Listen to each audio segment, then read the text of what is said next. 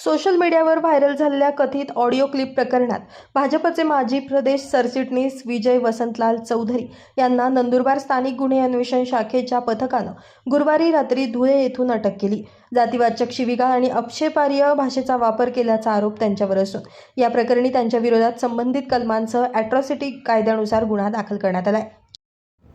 माझ्याकडे police station Nandurbar शहर अपराध क्रमांक 699/26 या गुन्ह्याचा तपास आहे।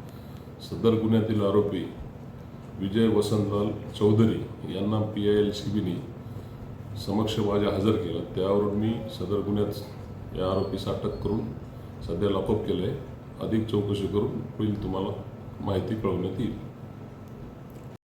मागील महिनाभरापासून विजय चौधरी यांच्या कथित ऑडिओ क्लिप सोशल मीडियावर मोठ्या प्रमाणात व्हायरल होत आहेत। या क्लिपमध्ये काही राजकीय नेत्यांबाबत आक्षेपार्ह वक्तव्य असल्याचा दावा करण्यात आलाय।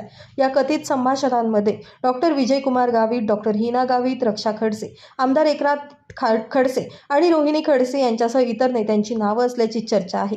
मात्र या ऑडिओ क्लिपची सत्यता अद्याप अधिकृतरित्या सिद्ध झालेली नाही। या प्रकरणी रोहन शरद गावित यांनी यापूर्वी तक्रार दाखल केली होती। तसेच 2 दिवसांपूर्वी एका महिलेनंही स्वतंत्र फिर्याद दिल्यानंतर पोलिसांनी चौधरी यांच्या विरोधात गुन्हा दाखल केला होता।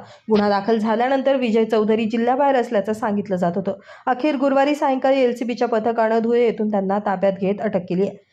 दरम्यान या प्रकरणाच्या तपासादरम्यान विजय चौधरी यांच्या कुटुंबियांशी संबंधित काही व्यक्तींनाही पोलिसांनी चौकशीसाठी संपर्क साधल्याची माहिती समोर आली आहे। या संपूर्ण प्रकरणामुळे राज्याच्या राजकीय वर्तुळात मोठी चर्चा सुरू असून व्हायरल ऑडिओ क्लिपची सत्यता आणि त्यामागील सर्व बाबींचा पोलिसांकडून सखोल तपास सुरू आहे।